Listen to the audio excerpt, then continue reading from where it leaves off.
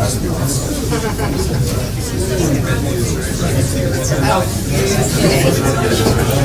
I have a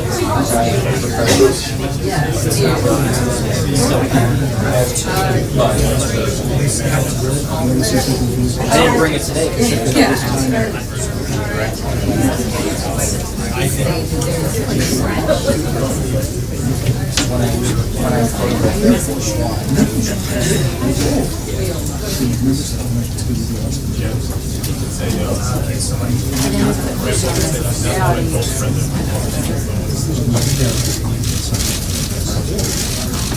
Waiting for John Roberts to comment on my tie. You and Charlie Sheen. That's the only thing we have in common. Well, I'll leave it at that. Good morning. First off, I want to acknowledge, as the president did this morning, that today's International Women's Day. It's also Women's History Month. We're going to be holding several events throughout the month here at the White House to honor and celebrate women and how their vital contributions have and continue to be to our society, our economy, our family, and our businesses. The president tweeted this morning about the surge in hiring in the 2 months that he's been in office. LinkedIn's workforce report states that January and February were the strongest consecutive months for hiring in over a year and a half. A new report from ADP and Moody's showed strong private job growth that is far exceeding market expectations. And just this morning, Samsung confirmed that it's planning a, quote, major investment in U.S. production facilities, directly citing the president's election as an influence in their decision. The initial investment is expected to reach around $300 million. We keep seeing that the wave of optimism and growth in the wake of president's pledges to help American businesses continues to produce real results for people throughout our nation. Yesterday, I forgot to, there are a couple things that I didn't get to yesterday, so let me mention a couple of those. Yesterday afternoon, the Secretary of Veterans Affairs, Dr. David Shulkin, and senior White House staff met with several veteran service organizations, including what's commonly referred to as the Big Six, to discuss the president's commitment to helping our veterans and modernizing our VA. The meeting represented another step in fulfilling the president's promise to the men and women who have served our nation so honorably. I know the president looks forward to personally following up on that meeting with the VSOs. Also last night, the president named several individuals whom he intends to nominate or appoint to key administration posts. Courtney Simmons Elwood, General Counsel of the Central Intelligence Agency; Noel Francisco, Solicitor General at the Department of Justice; Jeffrey Rosen, Deputy Secretary of Transportation; John J. Sullivan, General Counsel to the Department of Defense; Ajit Pai, member of the Federal Communications Commission; and Tony Saig, Jr., the Assistant Secretary for Public Affairs at the Department of Treasury. Expect further announcements as the week goes on. Now on to the events of the day. This morning, after receiving his daily intelligence briefing, the president met with Lorraine Powell Jobs, the founder and president of Emerson Collective, an organization dedicated to removing the barriers that unfortunately prevent some in the world from achieving their full potential. They discussed education and immigration policy, which are two of the areas that Emerson Collective focuses on. Then the president held a strategic affairs lunch focused on infrastructure with leaders in the private sector. Infrastructure used to be a point of American pride, but now an overbearing, ineffective regular system can keep projects in limbo for years. The president has already started removing the regulatory roadblocks that have been killing projects before they've even begun through his executive actions, streamlining the permitting process and calling for each agency throughout the government to identify regulations that cause undue burden. As the president has said many times, strong public-private partnerships will also be key to revitalizing our country's ruined roads, crumbling bridges, and outdated airports. The government has wasted too much of the taxpayers' money on inefficient and misguided projects. By looking at infrastructure from a business person's perspective, as the president and these executives do, we can restore respect for the taxpayer dollar and make the best investment. The president was particularly pleased to be holding this meeting now that Secretary of Transportation Chow, EPA Administrator Pruitt, and Energy Secretary Perry are all confirmed and getting to work. In attendance at the lunch, as I mentioned, were Secretary Chow, Secretary Perry, Administrator Pruitt, and then Richard Lafrock, the CEO of Lafrock, Steve Roth, the CEO of Vornado Realty Trust, Josh Harris, co-founder of Apollo Global Management, Bill Ford, the CEO of General Atlantic, Lynn Scarlett, the managing director of the Nature Conservancy, Tyler Duvall, the partner at McKinsey, and Elon Musk of SpaceX. Later this afternoon, the president will meet with Congressman Elijah Cummings to discuss rising prescription drugs prices. I know the president's looking forward to continuing the dialogue that they started a few weeks ago on the phone. At 4 o'clock, the president will meet with Interior Secretary Ryan Zinke, Senator Murkowski, and Senator Sullivan of Alaska. They're expected to discuss the priorities of the Department of Interior, especially as it pertains to the government-owned lands in Alaska. This evening, the president will meet with conservative leaders about health care. We'll have more details and participants on that meeting a little bit later this afternoon. The president and the vice president continue to reiterate their support for the House bill on Obamacare repeal and replace, and look forward to working with Congress to institute a new health care system. Tonight, the president will have dinner with Senator and Mrs. Cruz, and finally, a couple of additional administration announcements. Today, the president and the first lady announced the initial details for the 139th White House Easter egg roll taking place on Monday, April 17th. They are honored to continue the traditions of the past while creating new ones that will play a lasting role in the fabric of our nation's history. Tickets to the Easter egg roll are free to the public and will be allotted through an online lottery. Further details on the lottery and information on that day will be released later this month. Keep an eye on whitehouse.gov for updates on that. I'm also pleased to announce, a little bit proud, that the Taoiseach Kenny of Ireland will be visiting the White House for the traditional St. Patrick's Day visit on March 16th. We'll have further details on that visit as well as the other foreign leader visits later this week. With that, some questions. David Smith of The Guardian. Hi, John. Can I ask about the president's state visit to the UK? Is there timing for that, and what was your reaction to some members of Parliament in Britain saying the president is not welcome? They actually use words like racist and sexist. Has that led him to reconsider? The president, as you know, accepted Her Majesty's invitation when the Prime Minister was here. He looks forward to going over and visiting the United Kingdom. As we have details to share with you further, we will, but there is nothing further at this time. Caitlin. Does the White House have a reaction to the Iranian vessels coming within 150 yards of a Navy ship over the weekend? Aren't they on notice? And will you offer anything beyond a verbal reaction? And then I have a follow-up question. Okay. The USNS ship that was in close proximity is obviously something that the president has been made aware of. The president's been very clear that this provocative action is something that won't be tolerated. With that, I would refer you to the Department of Defense, who is monitoring that situation, and will talk about the appropriate actions they may take. Your next one. And then secondly, does he have any plans to revamp the H-1B visa program by the April 1 deadline? I think we've talked before about immigration as a whole. I think there is the legal part of immigration and the illegal part of immigration. The president's actions that he's taken in terms of his executive order and other revamping of immigration policy have focused on our border security, keeping our country safe, our people safe, and then obviously whether it's H-1B visas or the other ones, spousal visas, other areas of student visas. I think there is a natural desire to have a comprehensive look at that. He discussed the RAISE Act yesterday with Senators Perdue and Cotton.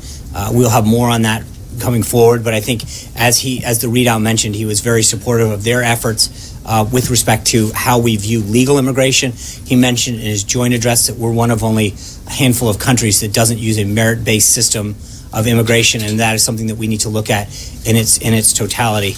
Hunter. Thank you, Sean. I had two quick questions. Are you aware of any women who work at the White House who are participating in the strikes today? And also more generally, what is the administration's reaction to this protest? And do you think it's an effective way, skipping work is an effective way for women to demonstrate their power and significance? On the first part, I'm not aware of any that are not here. I think everyone that I'm aware of has shown up and is working really hard to advance the president's agenda. They're committed to moving this country forward. For those of us who have joined the president throughout government, I think, but obviously, as the president stated today, we want to recognize the contributions that women make to our businesses, to our families, to our economy, to our society. And, it's a free country. People have the right to express themselves, but I think that we should, on a daily basis, not just one day a year, but 365 days a year, appreciate the contributions that women make in all of those categories. So it shouldn't be a daily thing, and it's hopefully we can help fix that a little bit more. John. Thanks a lot, Sean. There seems to be this groundswell of conservative opposition to the health care bill that was offered up by leadership in the House of Representatives. You mentioned the president's going to be meeting this evening with conservatives. What is his message to those individuals? Are they members of the Freedom Caucus? Will Senator Rand Paul be there? And can you give a sense about what the president intends to do to turn around that opposition that was quite apparent yesterday?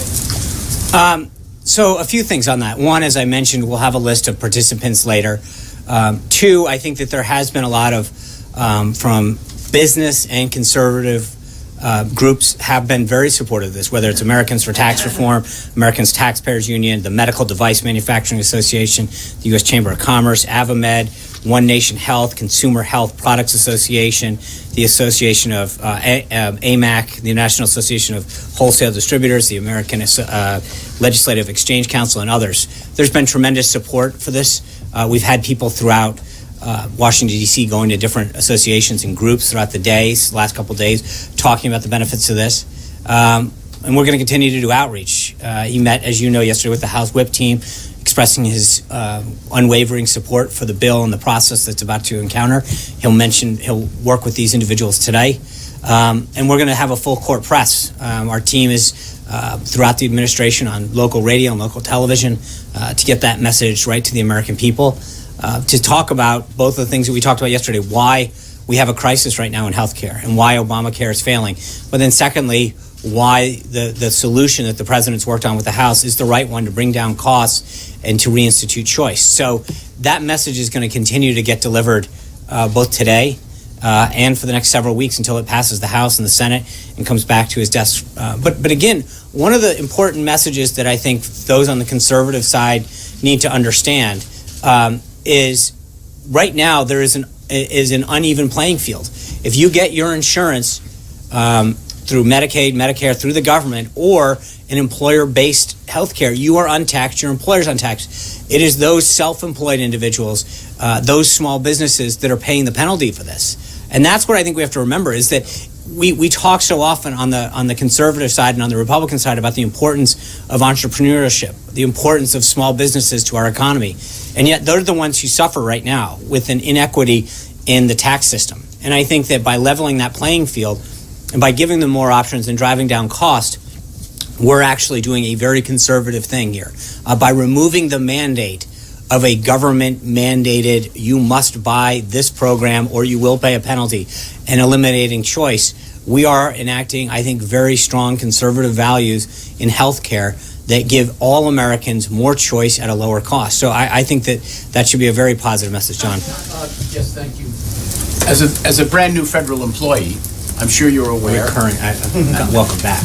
Yes, well, at the moment. Thank you. I'm sure you and your family are aware that Office of Personnel Management offers a very comprehensive health care program called the Federal Employees Health Benefit Program. Yes. You and anyone in this building, on the Hill, their staff, their family, their friends, not their friends, their family, maybe, who knows? Very generous. No, it's state of the art. The individuals involved in the health care situation right now, the debate, no matter how it plays out, can they really have the kind of sympathy and empathy for individuals who may not benefit nearly as much when they're negotiating all these plans, Sean? In what respect? Well, I mean, you're fine. You're covered. Sure, Yeah. but it's unfortunate. First of all, I'm not fine because I think because of Obamacare, premiums on everybody have gone up. No, regardless of what you pay, federal employees make a contribution to their health care plan as well. And I think that all premiums have increased over the last, whether you're in an employer-based system or not. So one of the big issues with Obamacare was in order to fix a problem that faced 15 to 20 million people is that the entire system got shattered. And prices on everybody got ratcheted up. People who were on Medicaid suddenly lost their ability. So the issue was that in an attempt to solve a problem that affected a very specified and defined group of people, we affected the entire healthcare market. So whether or not you get it from an employer or not, but to your question, That's part of the issue. Hold on. Here's the issue. You're right. You're absolutely right. Right now, if you're a federal employee, in a lot of cases in state, you get to open a book and you get to look at what plan matters to you. What plan is best for you or your family? How much do you want to pay? How much coverage do you want to have? What's the copay you're willing to risk? What services or benefits do you want as part of your plan? Absolutely. But the issue is, for so many Americans, they don't have that choice. For a third of the counties in this country, they've got one choice. One. And in a lot of states, they've got none, or the exchanges are becoming fewer and fewer. The number of doctors and plans that take Medicaid, fewer and fewer. So to your point, I think actually we're in a unique place because we get to understand what the average American should get, that we shouldn't be limited to a specified number of people. I appreciate your argument. Very well taken. Thank you. However, I'm going to compare a GS5 or a GS9 to a senator or a secretary of one of the agencies. Okay. I mean, the safety net on those individuals gives them a certain cushion. And they're negotiating, but do they really have that kind of compassion or that kind of empathy for the people who, in fact, may be thrown off the health care? I mean, I think that just because somebody has health care doesn't mean that they can't empathize with somebody who doesn't. We all have family and friends that are suffering. I mean, that's like saying because I have a job, I can't be empathetic to somebody who doesn't have a job. I mean, we all have family or friends. It's the same thing when we watch a friend or a family member suffer through a terminal disease. Because we haven't suffered through it doesn't mean that we can't have compassion towards that person or be concerned on how much that bill is costing them. I mean, that's actually, in some ways, it's depending on the relationship you have with that person, you can even feel worse. You can feel guilty about how much you have and how you're not able to help that person. I think in many cases that's what drives us, is to know that there are options available to some Americans and not others. I appreciate your response. Thank you. John. John, we've confirmed that there is a criminal investigation into this alleged theft of cyber tools from the CIA by WikiLeaks. What can the White House tell us about the situation, particularly the fact that it seems like there's another leak from the intelligence community that's on the scale of Edward Snowden? And can you assure the American people that none of these tools have ever been used against them?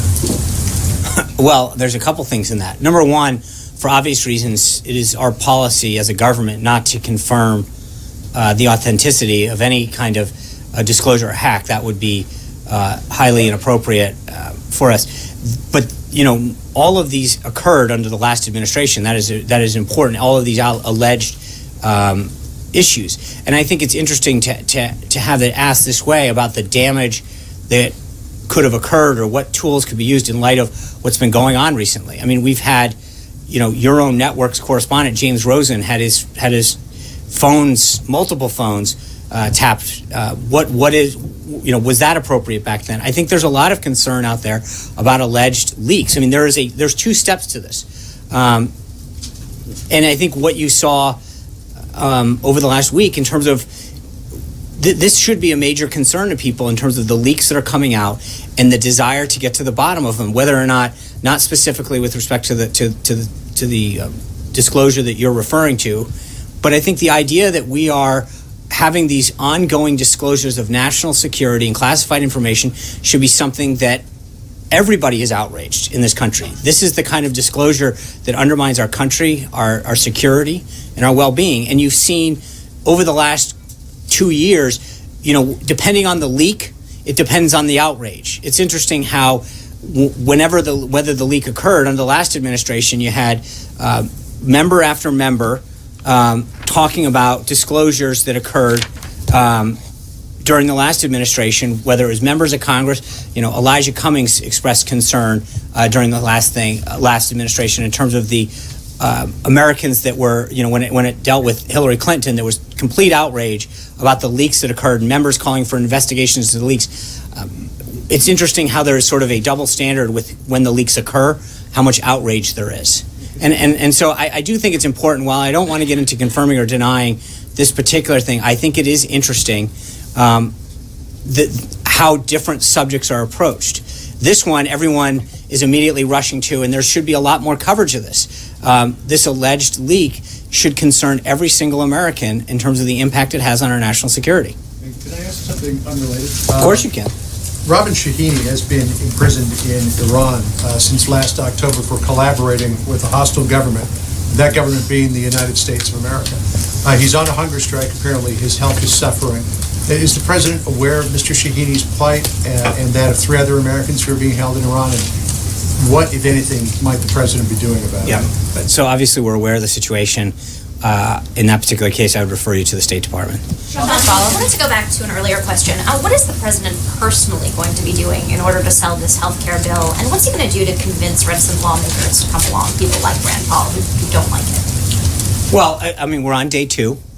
As I mentioned, we've been out in local talk radio and local markets. The president yesterday met with the House Deputy Whips. Today, he's having a series of additional meetings with conservative groups, with others. He's already talked to insurance agents. I mean, we've talked about the lead up to this with the insurance executives, with companies, with various members of the House and the Senate from both parties. He met with governors, attorneys general. I think there's a group of lieutenant governors coming in. We're going to be aggressively going after talking about the solution that we have for healthcare, both the need to repeal the current Obamacare system and the need to replace it with something that gives patients the choices and costs that they need. As I mentioned yesterday, and I can't overstate this, there's a difference between having a card and having care. Being told you have coverage and not being able to use it is no good. And that's the thing that I think is really important. When we get asked the question so often, how many people are going to be covered? That's not the question that should be asked. How many people are going to get the care they need? Having coverage with a high deductible, and in some cases, or not having a plan that allows you to get the coverage you need or afford it, isn't real coverage. It's a card.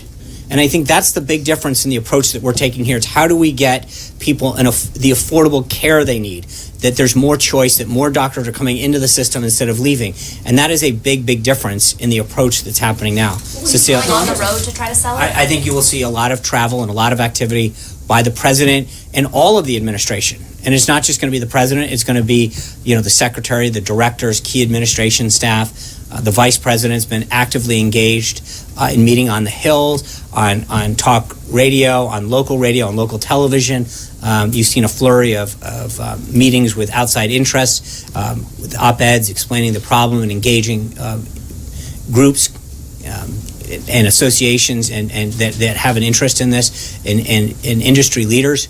But this is going to be a very, very aggressive, comprehensive approach to making sure that every American understands that there is a major problem and that we are here to fix it. Cecilia. On WikiLeaks, I'm going to go back to that. 2 parts. Is the president outraged by this?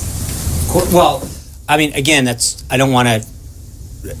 The allegations, he has been very clear about the concern that he has for leaks. Cecilia, I think he is very concerned about the allegations that are out there in terms of what may or may not happen. It is an allegation. It is something that we are not going to confirm at this time. But as you can imagine from the president's previous comments, he is extremely concerned about this, about these allegations, about this, about the potential that something, if this were true, would have on our national security. And make no mistake about it, I think the president has talked before that anybody who leaks classified information will be held to the highest degree of law. We will go after people who leak classified information. We will prosecute them to the full extent of the law. This is playing with our nation's national security is not something that should be taken lightly under this administration. Quick follow-up on this one. When it came to the campaign and Hillary Clinton, the president said, quote, "I love WikiLeaks." Does he still feel that way today? There is a big difference between disclosing John Podesta's Gmail accounts about a back and forth and his undermining of Hillary Clinton and his thoughts on her on a personal nature, and the leaking of classified information. There is a massive, massive difference between those two things. And I think it is, again, the interest and the outrage that occurred last year by a lot of Democrats when it came to leaks is interesting that we're hearing not as much outrage now when it comes to some of our issues of national security. April. Sean, a couple of questions. One, you said Congressman Cummings, you affirmed Congressman Cummings is meeting with President Trump today. Yes. In the last press conference, solo press conference the president had, he talked about Senator Schumer telling Elijah Cummings not to come. What happened to smooth this over, and what is the conversation going to be about? Is it just going to solely be on the high cost of prescription drugs? Well, I think that the nature of the meeting stems from the conversation they had on the phone, which was on prescription drugs, and then I'm sure that if Congressman Cummings or the President brings up another subject, it'll go there. We'll try to have some sort of readout afterwards, depending on how that goes. But it's the nature of it is an area where they agree. And if you remember, one of the things that they talked about on the phone was that there were probably several more areas that they would agree on and find that they would agree on throughout a conversation. And I hope that conversation, does exactly what they said that it would in terms of, getting to those areas of common agreement where they can work together to help solve additional problems that our country faces. So you don't have any knowledge of what happened to smooth that over for him? I know our teams were in touch with his office immediately followed, and as you know, there were a couple times when the meetings had been tried to be scheduled and just didn't work out, and luckily now it was able to. He's one member of the 49 of the CBC. Right after that press conference, the White House reached out to the Congressional Black Caucus, to Cedric Richmond, the head of the caucus. Where is that meeting? Where does that meeting land? Is it happening? I know that we've reached out, and we're looking for a date on that as well. But so we're pleased that this one was able to come together, and then we'll get to the next. Last question. Yeah. Yesterday there was a compare and contrast with visual show and tell, if you will. Yes, I saw that on a few Yes, you were there. Yes. And you compared and contrasted about how you're going about it and how the Obama administration went about Obamacare. One difference that they've made note of, and I want to get your response to this, is the fact that you may have this and said that you're doing this versus what they're doing. But one thing that they say that you did not do, that they did, had their bill scored by CBO, and you did not score it by CBO. Sure, it is being scored. Look, with all due respect to them, this is the same group that said, who passed it and then told us we could read it. This bill is online for every American to go to readthebill.gop. It's on the Speaker's website. We link to it on several accounts that we've tweeted. I understand that. And again, if that's the complaint, this is the same group that didn't let anybody read it, that did it, that jammed it through with no bipartisan support. But this president's reached out to both sides of the aisle, had governors here, has senators here to get their input. There is no contrast between what we did and what they did. This was a full effort to reach out to the members in the House and the Senate. It's going through regular order in the House. Every member of the House and the Senate will be able to have their opportunity to have amendments offered through the committee process and on the floor.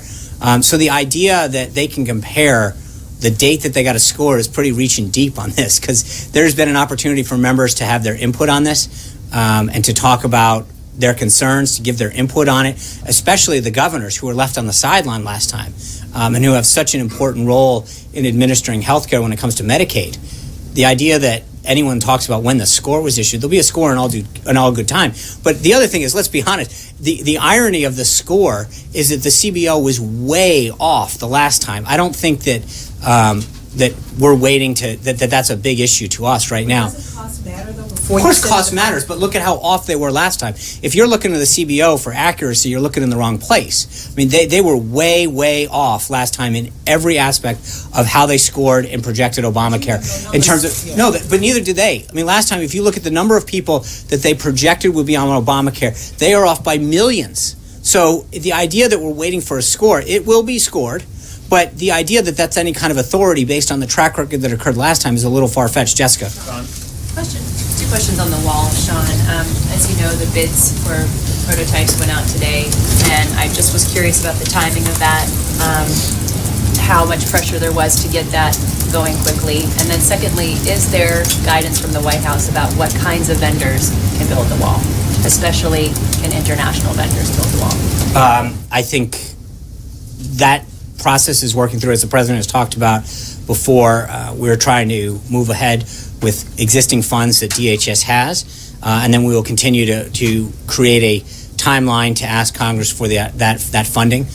We're working with Congress on that, and then I don't think it'll be any surprise to know that the president is going to favor American workers and American companies when it comes to an American project. That should be any kind of surprise, Blake. It's looking increasingly likely that the Federal Reserve next week will hike interest rates.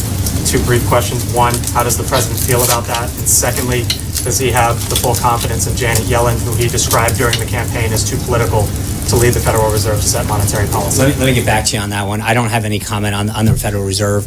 I'll look at the team. What I will say is that, as I mentioned at the outset, when you look at the hiring and the jobs and the manufacturing and the pace, the consumer confidence and the CEO indexes that have already come out in the first 2 months, we see a resurgence in optimism in the economy by job creators to want to hire here, who want to manufacture here, who want to grow here. And I think that our economy is clearly on the upswing.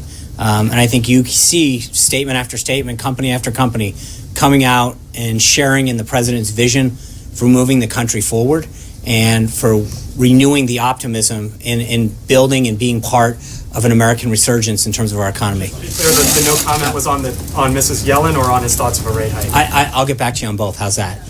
Yeah, go ahead. April's last question about differences between this administration and the previous one and how it approached this issue. One thing that the Obama administration did do was get key stakeholders to the table. The AARP, the American Medical Association. Both of those organizations have come out today strongly opposed to this proposal. What's your message, particularly with respect to the AARP? And I think the AARP got a really good deal last time when it came to prescription drugs in particular. I think this is a patient-centric bill. It's about patients, it's about people, it's about the Americans who left behind. Look at what those deals got people last time. I mean, for all those people that are on Medicaid in particular, they don't have choices anymore. So I would argue that the president has put the American people first and has put patients first. So you can talk about, we're glad to have support. Make no mistake about it. But I think that the support that this administration and I think the House is focused on is getting every American their buy-in and their support. That's, obviously, look, we would love to have every group on board, but this isn't going to be, every single deal we heard about it getting through, like the Cornhusker kickback, this and that, over and over again, it was one deal after another to buy votes to get it through the Senate. So if you want to line up how many special interests got paid off last time versus now, they'll probably win hands down. This isn't about trying to figure out how many special interests in Washington we can get paid off. It's about making sure that patients get the best deal that lowers prices and bring back costs. But again, I think what I'm trying to figure out is at some point you're defending the indefensible. Nancy Pelosi put out 3 criteria for how they judge Obamacare, and by their own standards, they fail on all 3. Costs are up, choices are down. There's no other way to judge that. By every account, every single premium, by every standard is up. Choices are down across the country. So there is a horrible deal that the American people got sold. And what we're trying to do is put patients back first in line. So the AARP is specifically talking about patients in their 50s and 60s. The AARP describes this as an age tax that will disproportionately affect people who right now are low income, benefiting from subsidies under Obamacare, and could stand, according to the AARP's estimate, to take a hit of thousands of dollars in their premium payments each year when the subsidies go away and the tax credits go in. What's your message to those who voted for the president? Right, and the message for the president is that we want you to get more choice and a lower cost.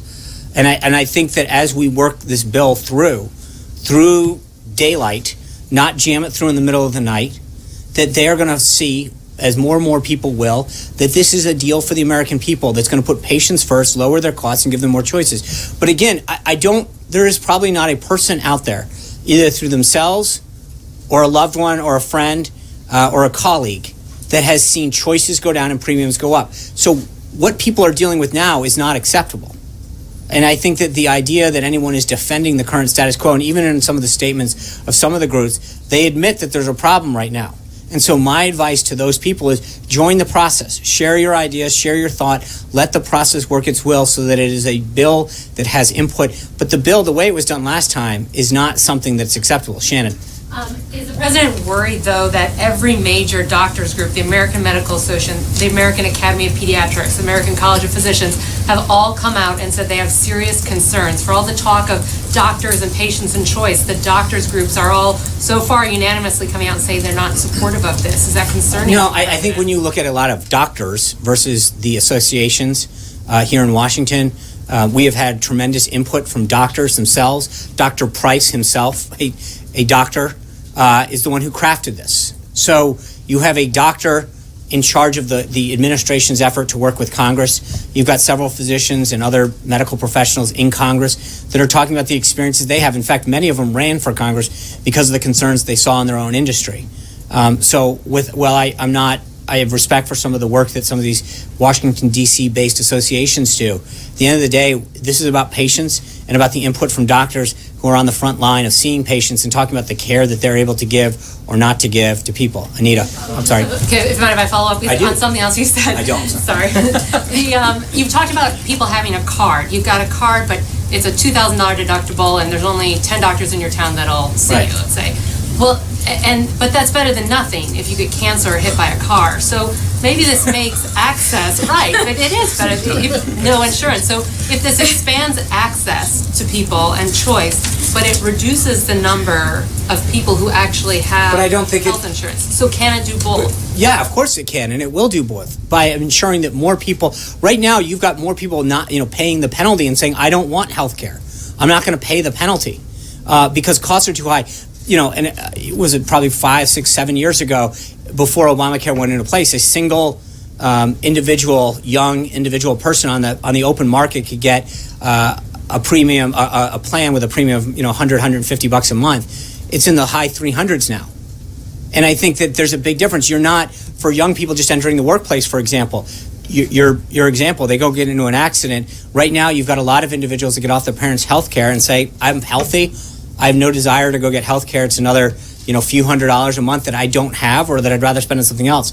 If we can get that cost down, it makes a lot more sense and get them plans that are tailored to them. 27, 28-year-old individuals don't need care that's for folks, that talks about certain things, that a plan that has certain things that are towards the end of life.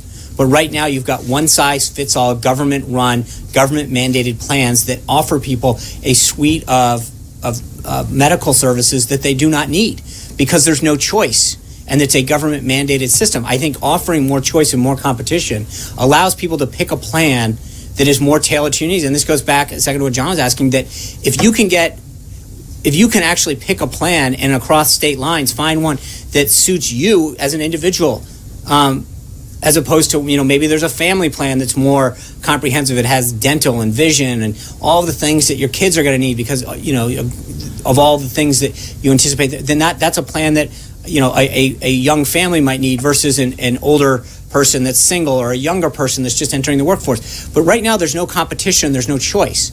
So it's not an either-or situation. We're facing a situation where more and more people are getting less and less and paying more and more for it. And that's the wrong way to go. Mara. Anita. Oh, sorry, Anita. My apologies. Anita, then Mara. Switching gears completely, the military recently conducted some kind of exercise at the naval base at Guantanamo Bay, and it was preparing for a migrant crisis. And there is a DHS migrant center there. And I wondered if the administration has considered and what you all think about using that facility for immigrants. Has that? Well, I mean, that particular exercise, to the best of my knowledge, is a rather regular exercise that occurs, as do many of the exercises that the military prepares for in a whole host of operations. So that is a routine military operation.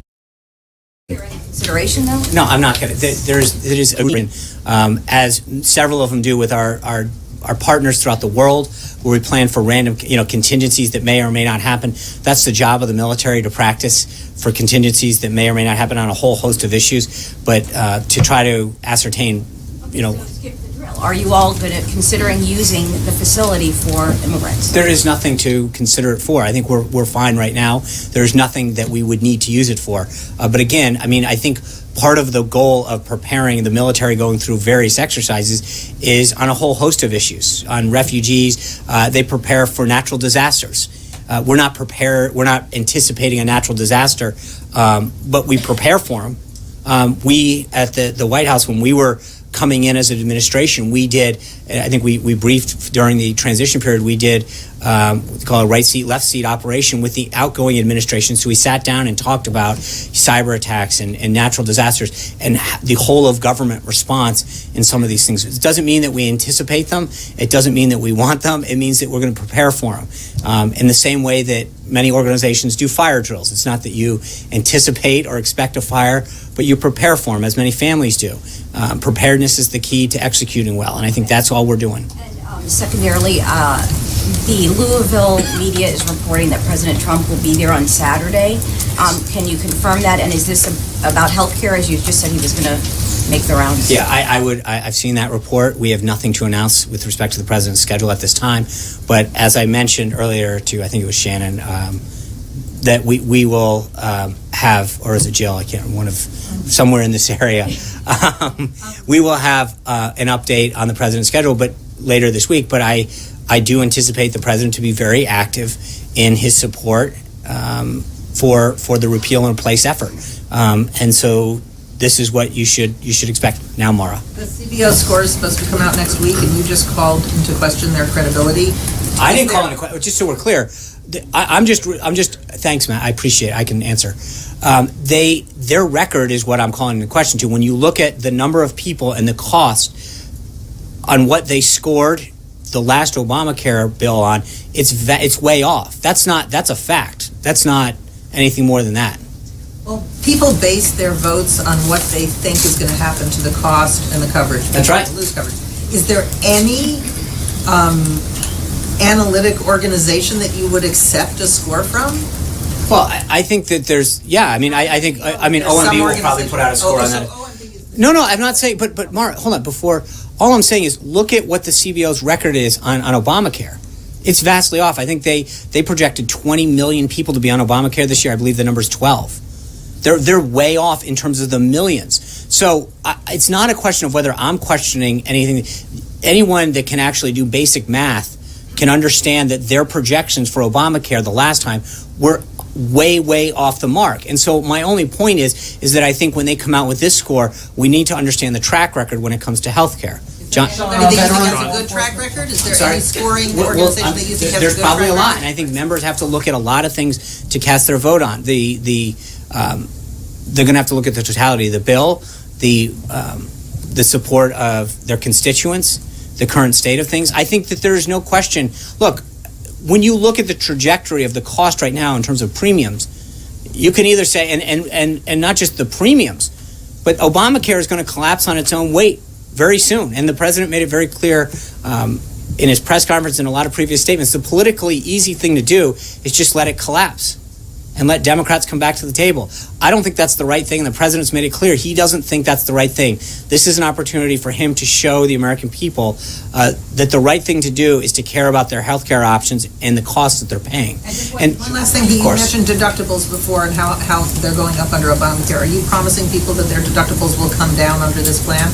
Everything that we have been led to believe about how this is yes, this will drive costs down. When you talk about opening up pooling, when you talk about driving costs down because you can buy it over state lines, everything that has driven up costs, all of those market forces that will come in, and I think every leading economist that has looked at this says it will drive costs down. John Gizzi. Thank you, Sean. The premier argument by Democrats, notably former President Obama today, is that enactment of the act that was illustrated yesterday would lead to many people losing their health care.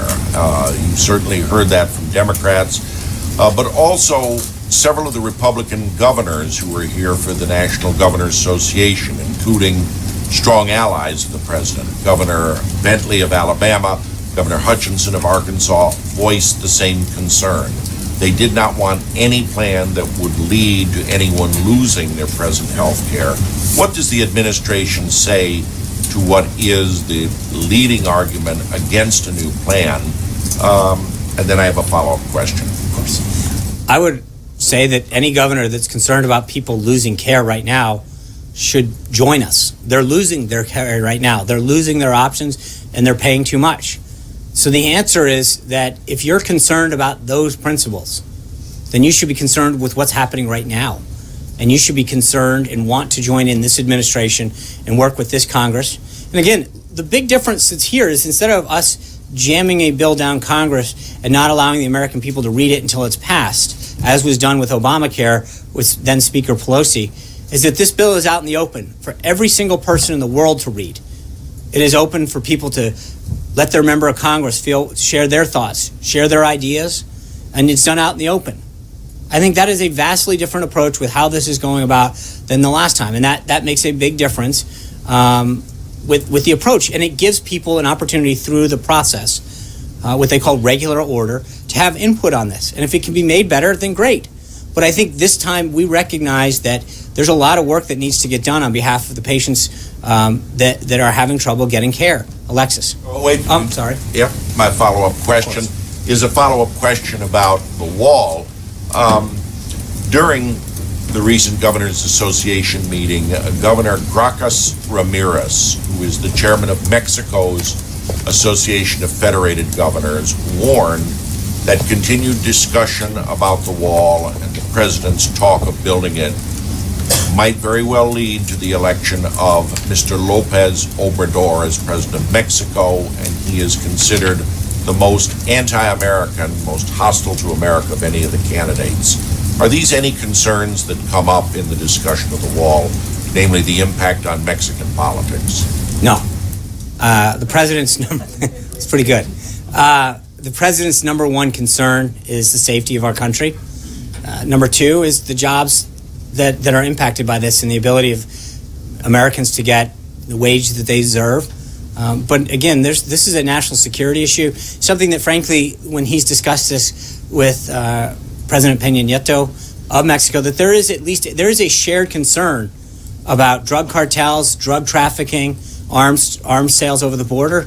There is a shared concern for the respect of the border because it means a lot to both sides.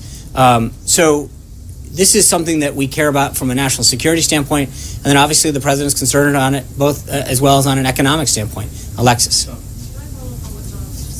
Your answer was that if the healthcare bill could be made better, the president is interested in that. So can I just clarify, when he meets with the congressional conservatives this evening who have misgivings about the legislation, is he intending to talk to them about what they would like to change, and is he open to making those changes? Is that what he is?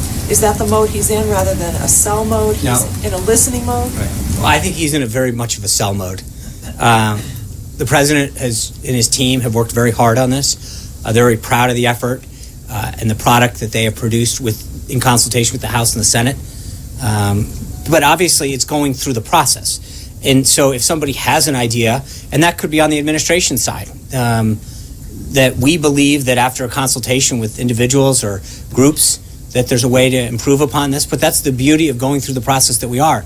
But make no mistake, the president is very proud of the product that we have produced. We are out in full sell mode all around the country talking about how we think this is the best way to solve the problem that the American people face, and that why we believe that the solutions that we put forward in this bill are the right ones and that will benefit them.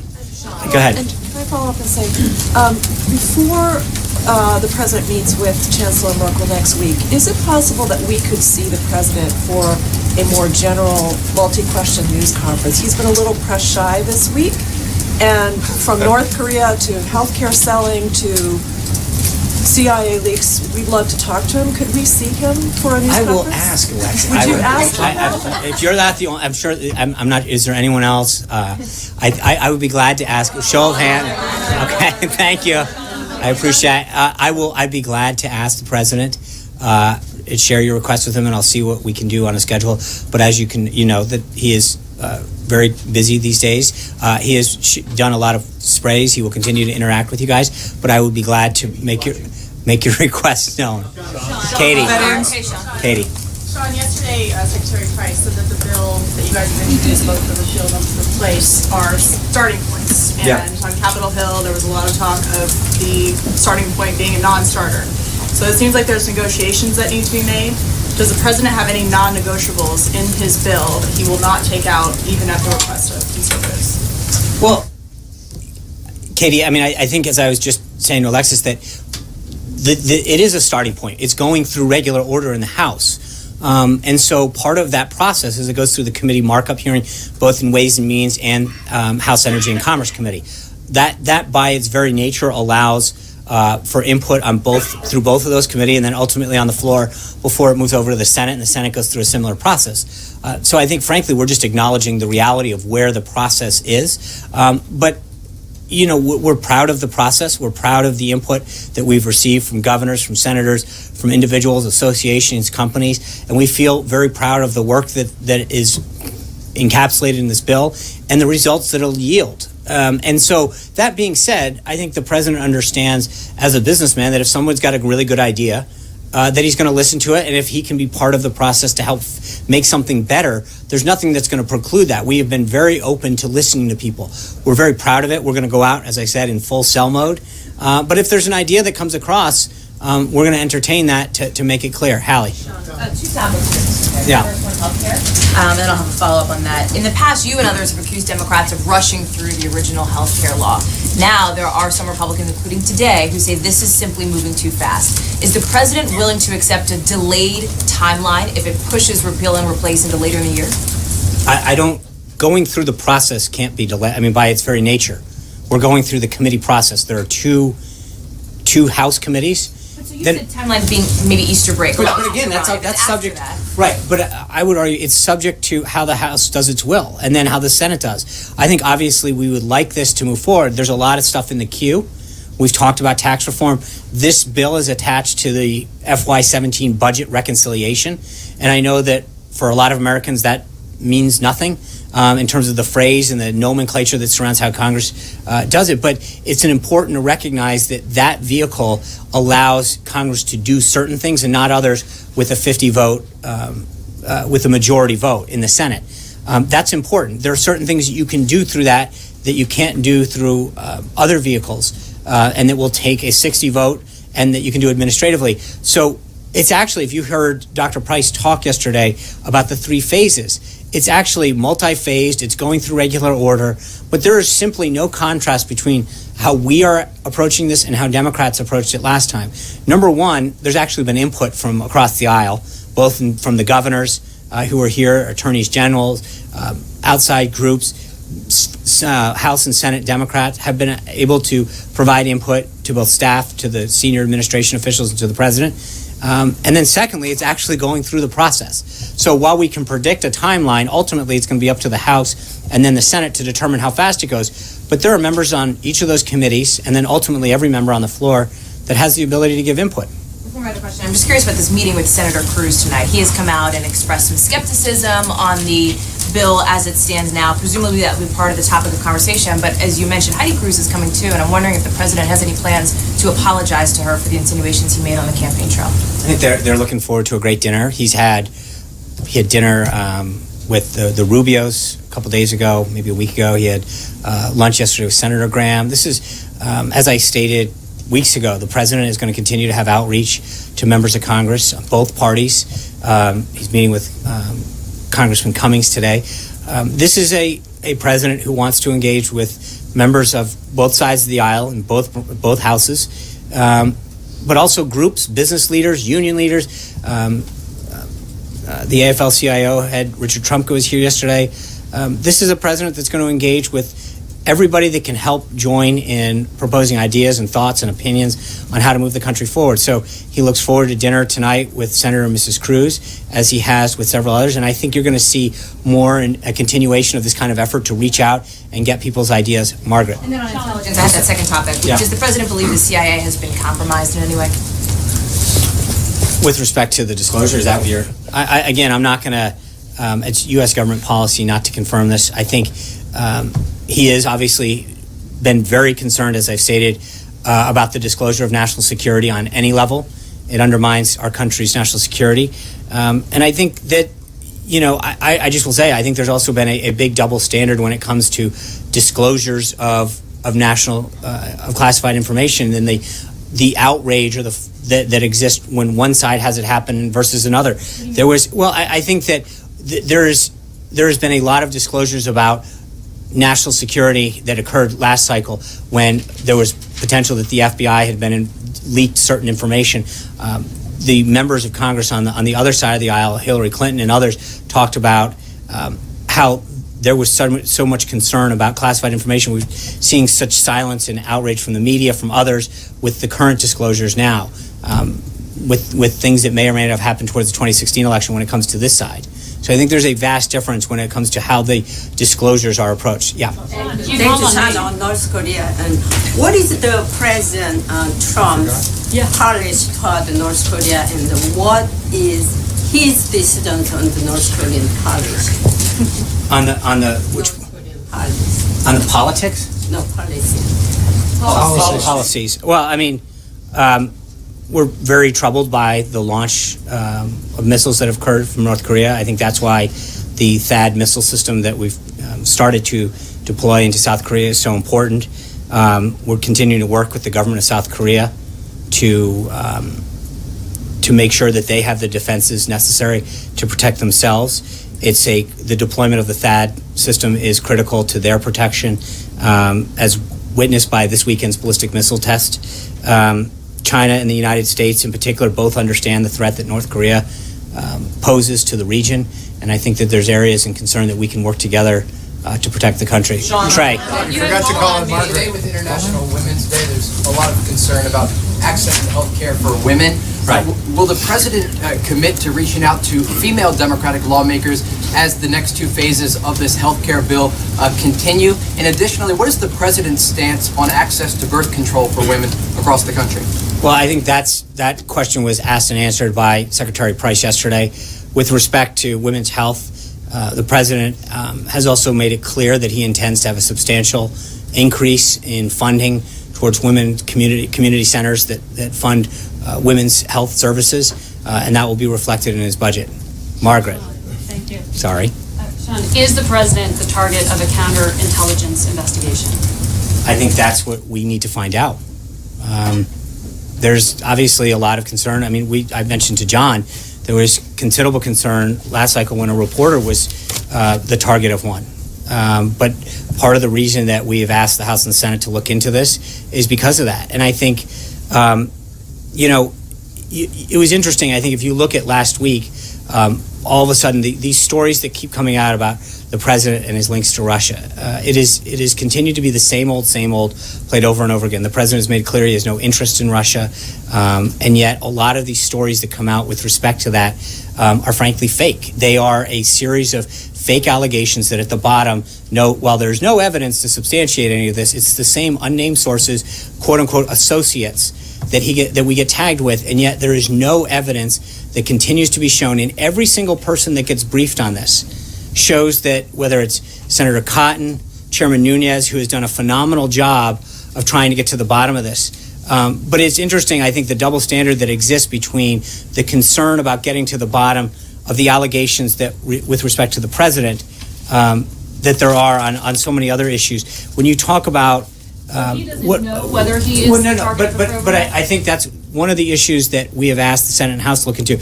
I can tell you with respect to the other instances, you look at former DNI Clapper's comments. He literally said the DNI, which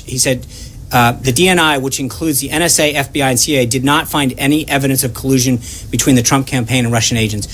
Senators Rubio, Cotton, Burr, Chairman Nunes, all of the people who've been briefed on this situation have come to the same conclusion. And it is interesting how many times this fake narrative gets repeated over and over and over again. And yet no evidence has ever been suggested that shows that the president has anything to do with any of the things that have been. It's a recycled story over and over and over again. And I think that there's a bit of, it's amazing. The president goes out last week, does this joint session. And then a couple, literally 24-hour stories start getting recycled about, potential issues that come up that literally continue to offer no fact, nothing but the unsubstantiated rumors over and over again.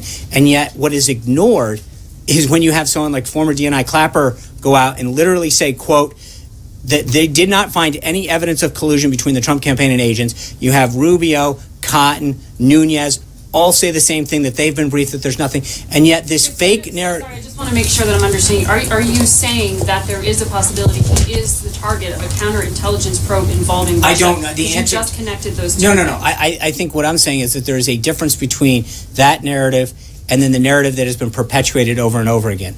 The concern that the president has and why he asked the Senate and House Intelligence Committees to look into this is to get to the bottom of what may or may not have occurred during the 2016 election. But the interesting, Margaret, is that when you look at every single person that's been briefed, they've all come to the same conclusion, that nothing happened during the 2016 election tying him to Russia. And yet the fake narrative continues over and over and over again. And the idea that it continues to be recycled without any substance, without any evidence, it needs to stop. The president said he was tapped. He though. said his He wires that were as a tapped. fact. I understand that, and that's why we were very. No, that's not what I said. What I said was that. Hold on, He's the Mark. target of an investigation. But his wires were tapped. Hold on, one at a time. I said that the president made clear on Sunday that he has asked the House and the Senate Intelligence Committees to use their resources and their processes to examine the facts and come to a conclusion. Chris.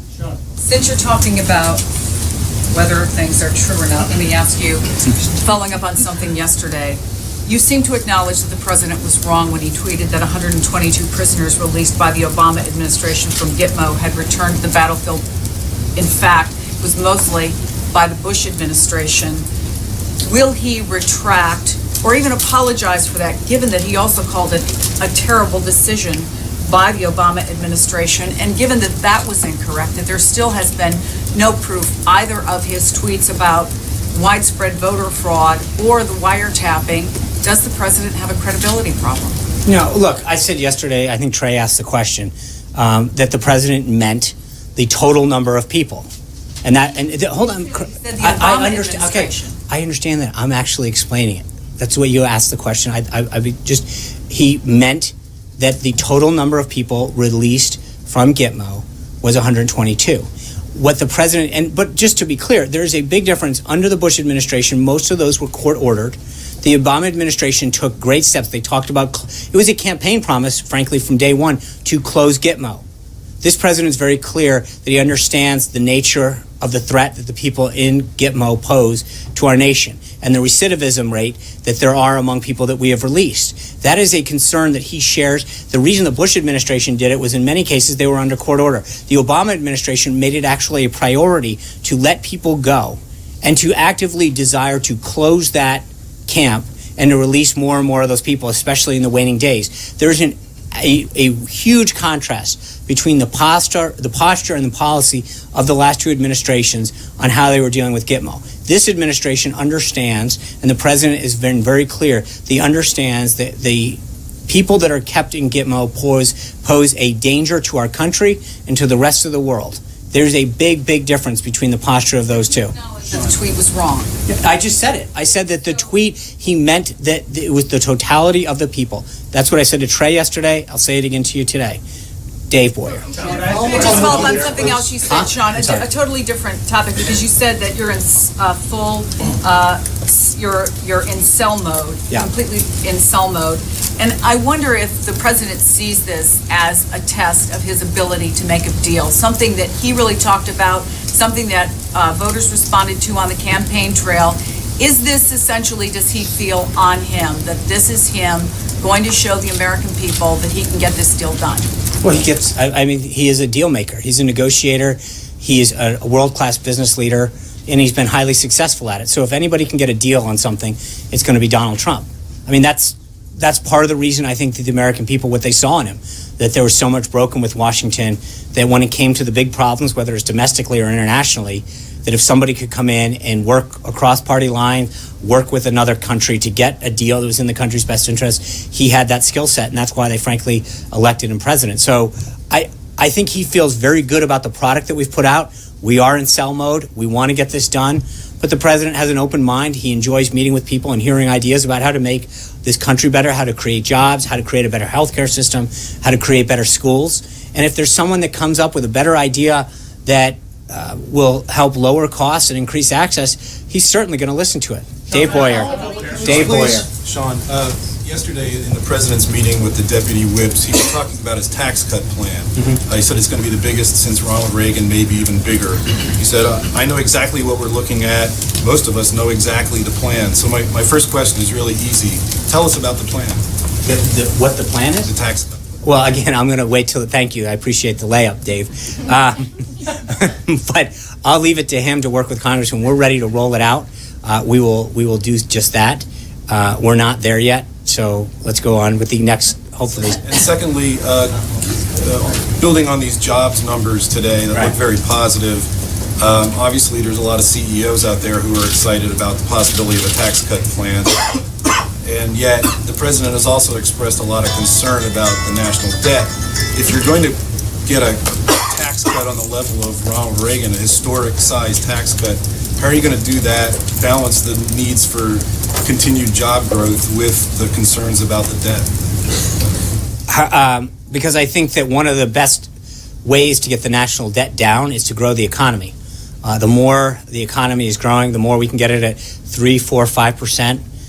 The more the deficit goes down. That's just the best way to tackle the deficit is to grow the economy, put people back to work, create a deeper manufacturing base. I mean, that is between that and some of the efforts that the president has put in to make government more efficient and effective and save money at that level. Those are the two things that I think combine to get the deficit down. Jennifer? Sean, of the more than 13,000 Syrian refugees who are in this country, 150 of them, or less than 150 of them, are Christian, Shia, or Yazidis, the same groups that the U.S. government acknowledges are literally being, at risk of being wiped off the map. So I wonder now that Secretary Tillerson has had time to settle in, and as you review the refugee program, immigration policy, is this something that's being discussed? Is this a priority to give these groups some relief? Well, I think that you know that when we talked the first time about the executive order, it was something that we acknowledged. There is definitely an area where in the executive order that we just passed, one of the areas that we talked about was, and I'd have to go back and look at the exact phraseology, but we recognize that certain groups, and they can be religious in nature, are being persecuted. And I think that that's going to be a factor how we look at that program. It's something that the president, as you mentioned, he's talked about in the past. It's something that Secretary Tillerson has acknowledged. And that's not just refugees coming into this country, but I think one of the reasons that we need safe havens in Syria is to make sure that groups and individuals, whether they be part of a group or religion who are being persecuted, have a degree of safety that they can count on. Yeah. Appreciate it. No. Hi, Maria. Yeah. Right here. Thank you. It's International Women's Day.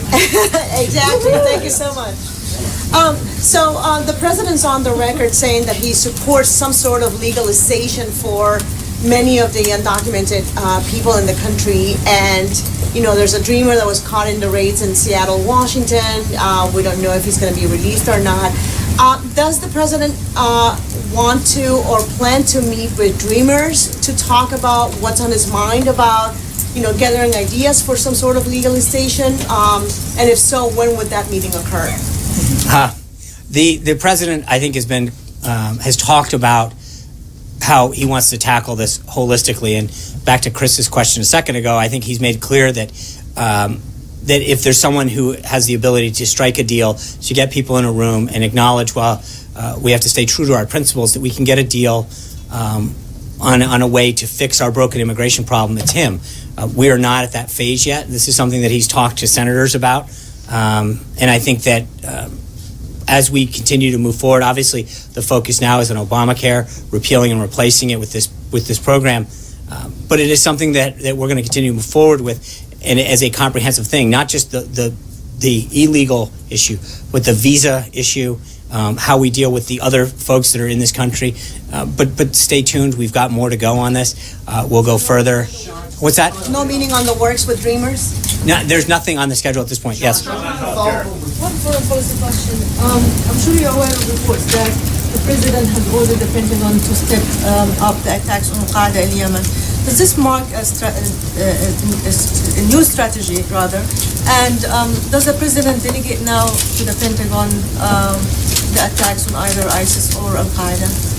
Well, I think the president talked about this a lot during the campaign, about giving the authority and entrusting the generals and the decision makers of his national security team with executing what they need to prosecute the war on terror and the war against radical Islamic terrorism. So it's not a question of delegating authority. There are certain things, and we addressed this in the briefing in previous weeks, but there's a big difference. He's not delegating the authority, but making sure that they have the ability and the timeliness to act in an appropriate manner to prosecute the case and to go after terrorists in a way that they probably weren't last time. So, I mean, there's a big difference between the approach of this president and the last administration in terms of giving the generals and the leaders in the national security team and the Defense Department the tools and authority they need to prosecute the case against ISIS. Sarah. Gabby. Thanks, Sean. You'll get it one day. I know. Guess switch. Israel's defense minister said yesterday that U.S. officials had sent a direct warning to Prime Minister Netanyahu against annexing parts of the West Bank. I wanted to know if that was at the request of President Trump, and then also if you could tell us where the White House is in terms of reaching a deal with Israel on what they consider permissible settlement construction. Well, as you know, yesterday the president spoke with Prime Minister Netanyahu. That conversation largely had to deal with areas of regional security. I don't have anything further to read out on that, and I know that when they met here at the White House, there was discussion of settlements, and the president was very clear about what his desires and his wishes were. I think as we continue to follow up with Israel in the coming weeks, we will have more on that. Yeah. Thank you. Veronica Cleary with Fox 5. I have a follow-up question to actually his asking about the thousands of women who have chosen to strike today, and you saying that it is a free country. But at Channel 5, we've reported quite a bit on the schools and the districts that are closing because so many women chose to strike today. So, it is a free country, but what would be the president's sort of reaction to, if you will, what is more important, the students being at school today, or that the woman's right to strike and kind of make a statement, if you will, on this day?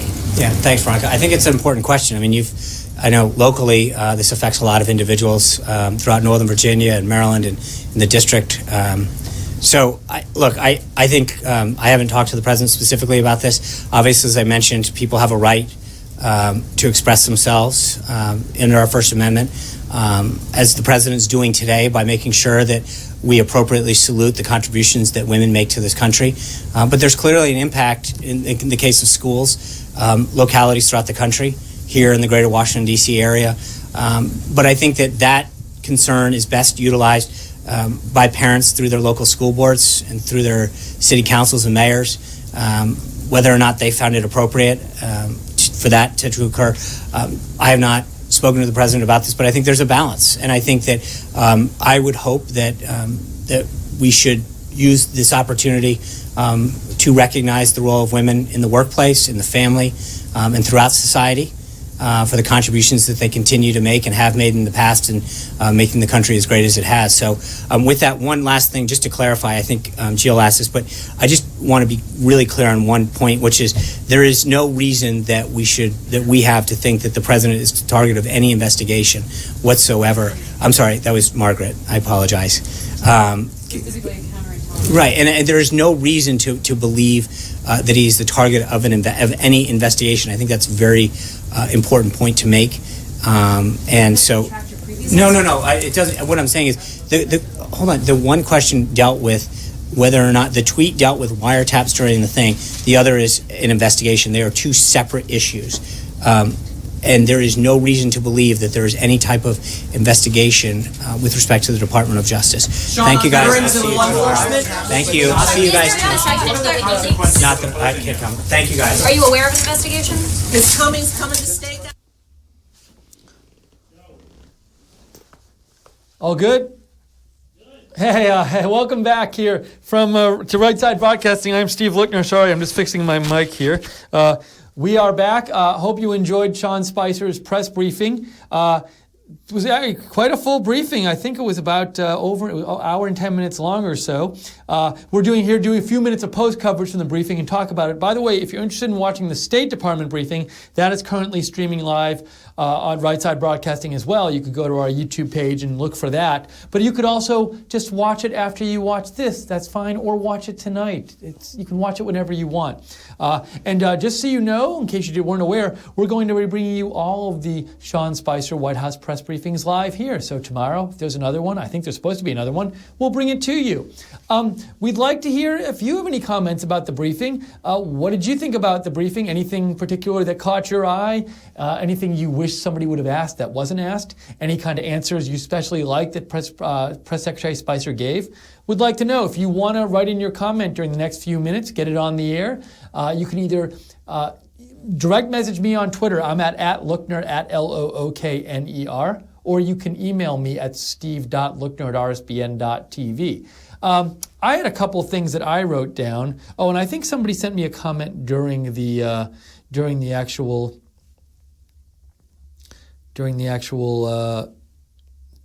press conference. Sorry. You know what? I'll get that after I go through a couple notes I want to give. So these are some things I noticed during the press briefing that I thought were interesting.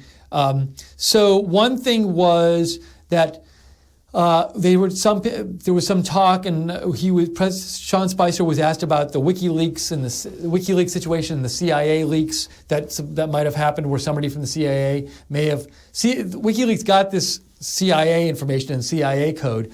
And he was asked about the possibility that somebody from inside might have leaked it to them.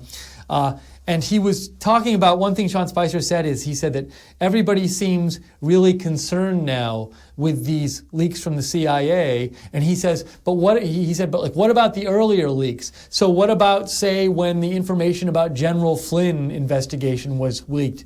Sean Spicer was saying the press people didn't seem to be concerned about that so much, but now the WikiLeaks thing, everybody's so concerned about this. So, for the last couple of weeks, President Trump and Sean Spicer and the administration have said they were very concerned about these leaks coming out from the intelligence community about people in the Trump administration.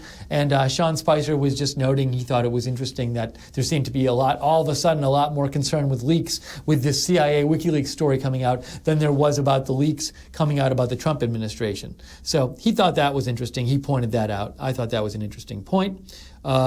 Let's see. Sorry. This is a comment that just came in. So I posted a tweet because while I was watching the stream, we have some TVs up here. While I was watching the press briefing, we have some different TVs up here in our office of the main news networks. And I noticed that on MSNBC they have a countdown clock right now, and the countdown clock for MSNBC. I'm going to it right here. They have a countdown to tonight's special show. It's Rachel Maddow. It's The Russia Connection. The Russia Connection, a special show with Rachel Maddow. And it's just like, that I found very amusing. And somebody actually commented in right now. Who was this? Who wrote this in? I was going to read your comment on the air.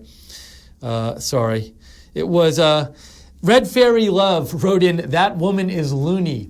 But this actually relates to something Sean Spicer said. Another thing I thought he said, which was interesting during the press briefing, he talked about he talked about how he said there's no evidence, he said, of collusion between Russia and the Trump campaign, and Russia and anyone from Trump's camp on the election.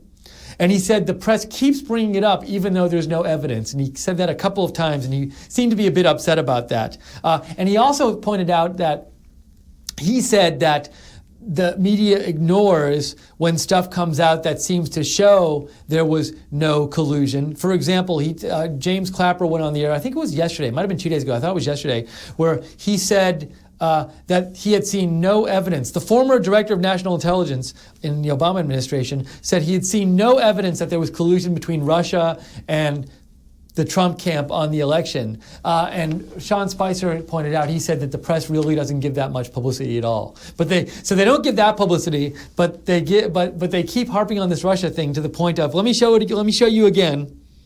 Let me show you this again because I think it's so funny. If you want to see this on my Twitter is @Lookner, @LOOKNER. But again, MSNBC, they are showing its special episode tonight. You can go look at MSNBC. They have this in the corner. It's a countdown clock to Rachel Maddow's show, special episode, The Russia Connection. And also, it's kind of weird because I feel like they call it the Russia connection because they can't say the Trump-Russia connection because none of that's ever been shown.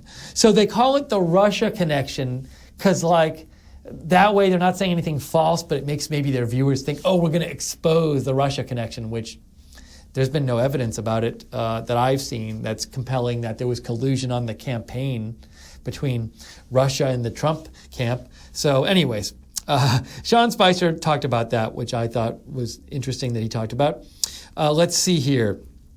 So we're going to be on for a couple more minutes here. If you have any other comments or questions, comments about the press conference or about the goings-on of the day, the press briefing, I'm sorry, I should say, let me know. Either direct message me at @Lookner, @LOOKNER on Twitter, or email me at steve.lookner@rsbn.tv. I want to point out a couple other things that I thought were interesting that Sean Spicer said during the press briefing. Let me just call it up here. He said, I thought Sean Spicer actually made a very good point about this whole debate over repealing Obamacare and the coverage of this Obamacare replacement bill. So he said this. So I've heard a bunch of people covering the Obamacare replacement bill and say things like, oh, there will be X million people who will lose coverage under this replacement bill. And they just talk about the number of people who have coverage under Obamacare versus the number who have coverage under the replacement bill.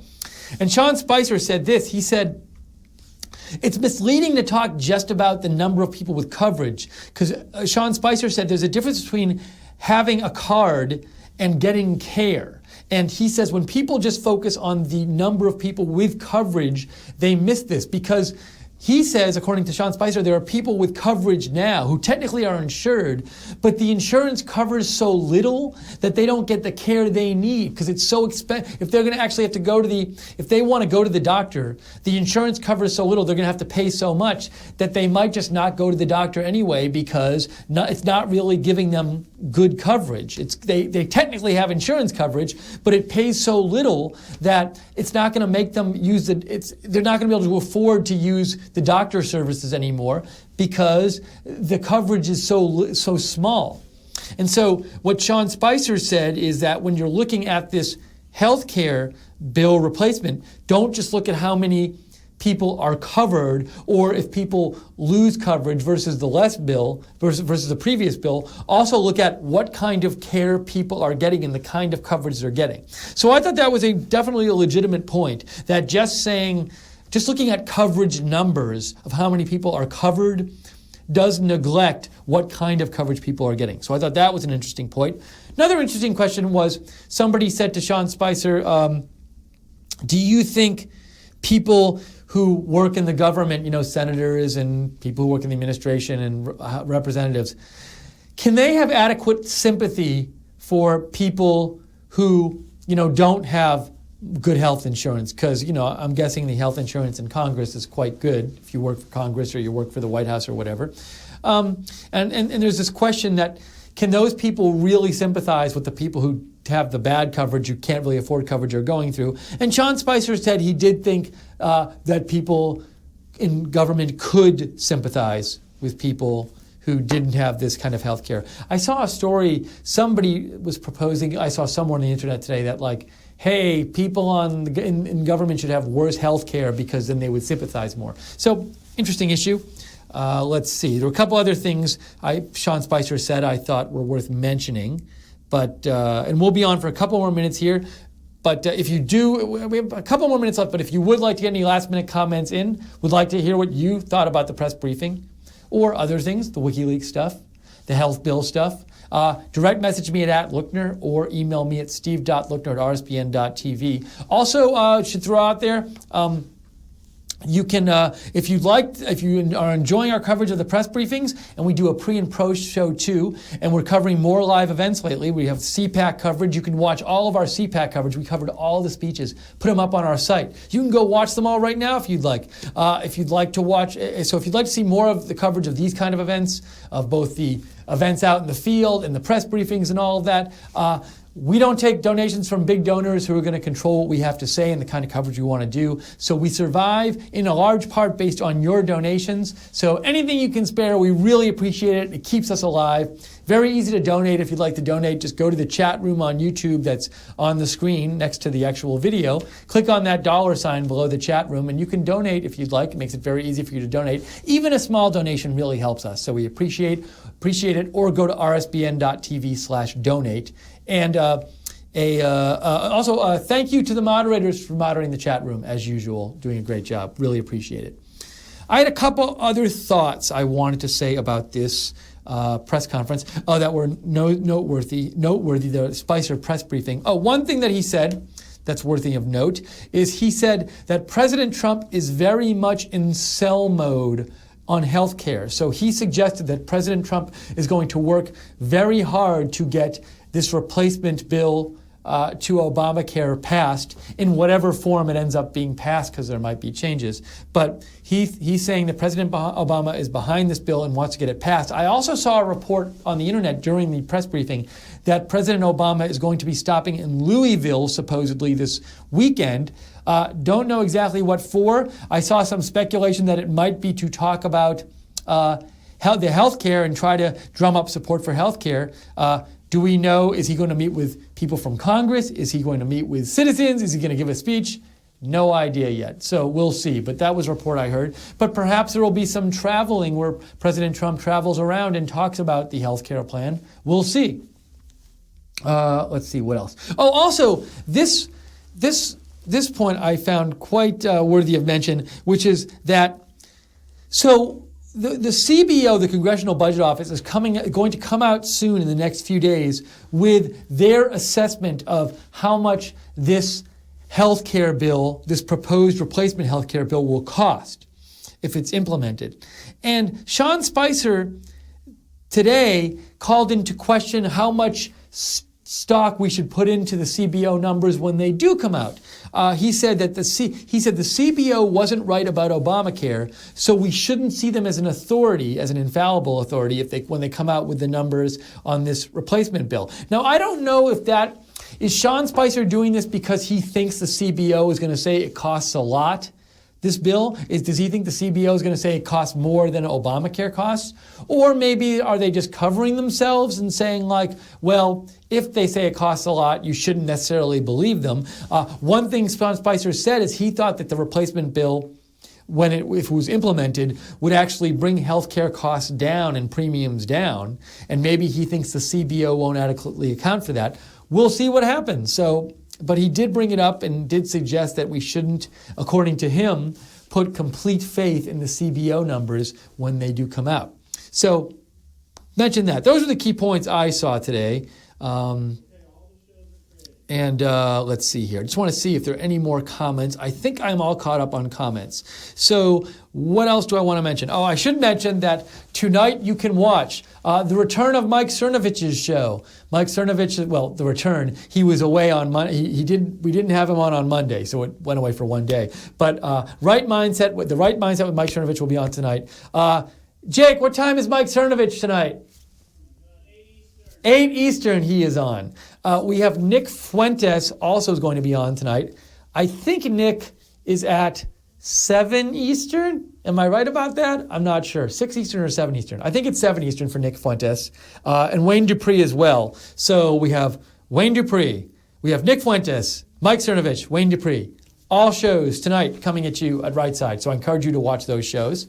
And what else should I say? I should also say that, reiterate that we here will be covering the Sean Spicer press briefings live Right Side Broadcasting is the place to go for that. We'll have them all here live, and you can watch any ones you missed and rewatch them if you'd like at Right Side Broadcasting on YouTube. And if you want to know about more of the Right Side Broadcasting videos whenever we come out with them, first of all, you should follow Right Side Broadcasting on Twitter at RSB Network, and also subscribe to Right Side Broadcasting on YouTube, and be sure to hit that bell notification so you know, so you have to hit the bell so that you actually get an actual update whenever we come out with a video at Right Side Broadcasting. Okay, I think we're going to wrap it up right now, our coverage today of the Sean Spicer press briefing. If there is breaking news, as always, we will come back on and give that to you whenever it happens. We are committed to doing that for you. So we'll let you know about that if there's breaking news that happens. If there are interesting live events that we can cover, we will bring that to you. And later tonight, again, I hope you tune in to Nick Fuentes, Right Mindset, America First with Nick Fuentes, The Right Mindset with Mike Cernovich, and The Wayne Dupree Show, all coming to you at Right Side Broadcasting. For now, I'm Steve Lickner here for Right Side. Thank you to Joe and Jake for producing today. Have a great afternoon, everyone. We'll talk to you soon.